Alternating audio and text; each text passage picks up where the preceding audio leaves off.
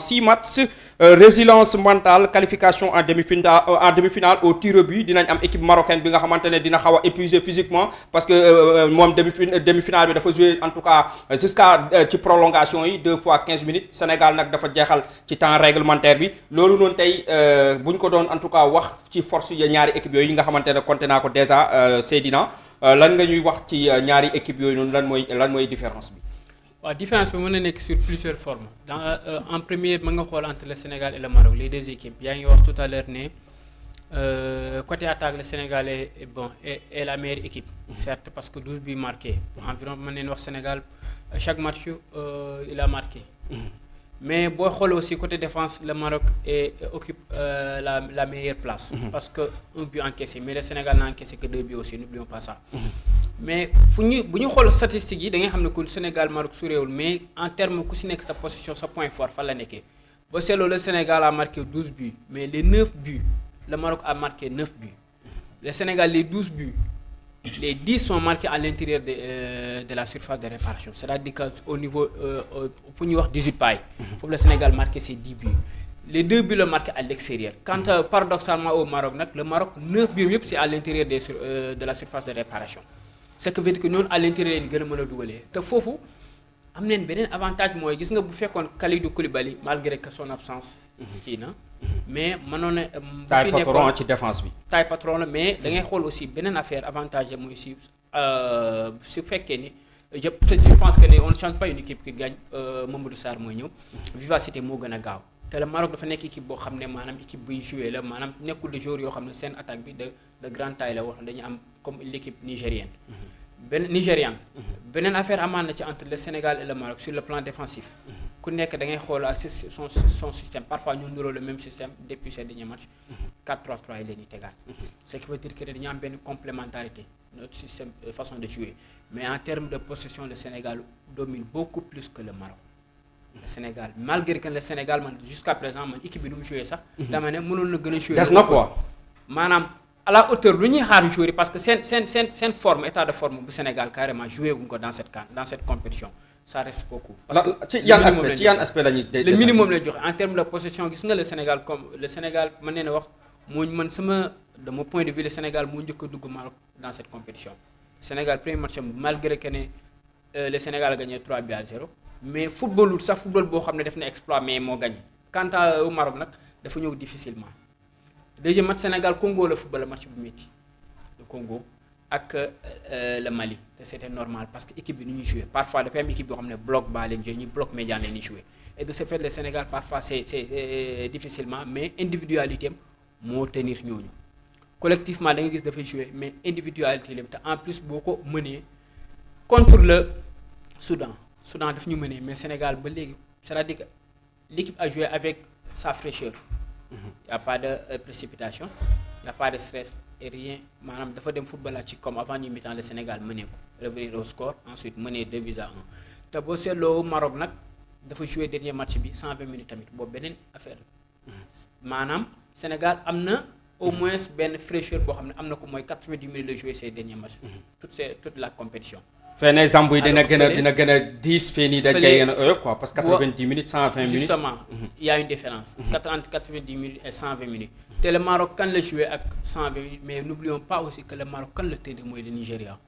c'est-à-dire que c'est la meilleure attaque de cette compétition ils ont marqué l'équipe nigérienne d'ailleurs c'est elle-même qui a pris cette troisième place démb moo doon janook ak équipe boobu la di Égypte Nigeria troisième place bi moo ko daal di jël ci fokkati ci Mohamed Salah séance de tir au but 4-1 donc mu nekkoon séance de tir au but fatidique donc gis nañ Mohamed Salah dafa laaj premier tir bi ki nga xamante ne mooy seen dorsal numéro 22 Omar Marmoush moom it dafa raté donc finalement le Nigeria de Victor Osimhen moom lañ daal di sacré troisième place ci boobule 35e édition Coupe d'Afrique des Nations loo acca ñu continuer yaa ngi koy wax mu dóor na équipe bi nga xamante ne Nigérien ñu bëri ñu doon wax ne c'est un prétendant sérieux kii nii bu demee mun na peut-être fokkati li nga xamante ne mooy ce trophée mais finalement gis nañ ndadwaa équipe nigérienne bi nga xamante ne Maroc da ko ñëw nag daal di ko gagner difficilement aux séances de tir au but. waaw parce que da ngay xool l'équipe nigériane c'est la meilleure attaque 14 buts marqués ce qui veut dire que en plus à part Nigeria, le Sénégal aussi moo ci nekkaat mooy les équipes qui créent beaucoup plus d'occasions. Le Sénégal crée beaucoup plus d'occasions malgré qu'on en rate trop, mais le Sénégal en plus de ce sont les occasions qui créent les buts. Mais da ngay xool yaa ngi wax tout à l'heure nga ne Maroc qui a réussi à tenir le Nigeria, certes, mais da ngay xool l'attaque du Nigeria ak la défense du Maroc. Aussi le système que le Maroc a utilisé parce que le Nigeria épicentre bi le plus souvent c'était Iwobi qui jouait le rôle maanaam c'était le cerveau du Nigeria man loolu laa gis parce que c'était lui qui jouait les ballons c'était lui qui créait les espaces c'était lui qui créait les espaces c'était lui qui jouait carrément le cerveau mais en plus ils avaient une attaque boo xam ne y a Ademola Lookman y a Victor Osimhen les deux rek peuvent faire l'affaire mais da ngay xool le Maroc leur défense. mais Victor Osimhen jour boobu dañ ko daal di tànc gis nañ Victor Osimhen bi nga xamante il n'a pas pu faire quelque grande chose justement parce que da ngay xool défense Maroc bi kan moo fa nekk xam nga Massinal ak Aguerd. Aguerd yi. c'est-à-dire que nga xool ñoon ñaar ban profil lañ yore ce sont des joueurs de grande taille. Maroc derrière ils sont costauds. Maroc kenn maanaam les centre bëgg amul benn équipe. dugal man ne doo ko dugalee parce que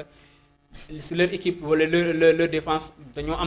am possibilité maanaam ce sont des grandes tailles en plus ils n'ont pas cette faiblesse alors que ni l'équipe nigériane moom maanaam ce sont des joueurs yoo xam ñoo tolloo gabarit malgré que la vivacité de Osimhen et Ademola Lookman mais dañoo téye seen cerveau mooy Iwobi en plus leur défense doo leen dugalee foog Nigéria gën a fooree ñun foofu leen gën a mënee quant au Sénégal nag dafa am beneen flexibilité bi c'est quoi mooy c'est-à-dire que da ngay xool comparé auparavant entre 2019 2023 ak 2025 c'est-à-dire que les trois finales benn expérience lañ ci jëlee mooy que lan en 2019 le point fort da ngay xool équipe nationale du Sénégal l'attaque muy Moussa Konaté muy Mbaye Diagne muy Mbaye Niang il n'avait pas marqué même pas marqué wul de but wala beaucoup de buts. ñu ñëw en 2021 le point fort de l'équipe nationale du Sénégal c'était quoi c'était Sadio Mané et Saliou Ciss c'est-à-dire que le flanc gauche ñu ñëw nag en 2025 nag le point fort maanaam da ngay xool c'est les flancs mais aussi les milieux de terrain parce que en 2023 maa ngi fàtte foofu en 2021 mais en 2023 en Côte d'Ivoire le point fort c'était Pape Gueye moo tax en demi-finale lors des huitièmes de finale bu mu blessé lors des huitièmes finales lorsqu'il n'a pas joué le Sénégal l'a ressenti parce que c'était difficile pour nous de s'en sortir parce que il nous a véritablement manqué par contre nag cette année da ngay xool on a cumulé l'ensemble des erreurs et des défauts pour combler ce vide mooy lan c'est-à-dire que Pape Thiaw a continué le travail il a modernisé le taf de Aliou Cissé man loolu laa gis c'est-à-dire que c'est un travail laissé par Aliou Cissé mais Pape Thiaw en revanche il est revenu pour moderniser mu adéquat avec cette nouvelle génération mooy que nga xool Sénégal da ngay ne bu ma fàttee le flanc gauche boo fàttee flanc gauche bi kan El Hadj Malick Diouf wala ak Sadio nga ne l'autre côté Iliman Ndiaye là ak Krépin Diatta pendant ce temps le milieu fera l'affaire parce que y a Idrissa Gana Gueye y a Pape Gueye surtout moom foofu mën nañu wax parmi les épicentres du Sénégal il en fait partie wala c'est lui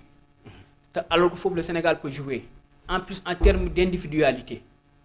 on a des joueurs yoo xam ne plus notre profondeur du banc à tout moment mën na ñëw pour faire l'affaire parce que on l'a vécu avec la RD Congo parce que période boobu c'était difficile mais gis nga à chaque fois bu ñu ñëwee changement les changements ont généré des fruits ce qui veut dire que ni parfois da ngay complémentaire entre les deux équipes sur tapis vert mën nañu wax le Sénégal parce que équipe joueur yu mu yoree individualité bi le Sénégal est plus fort mais sur le terrain nag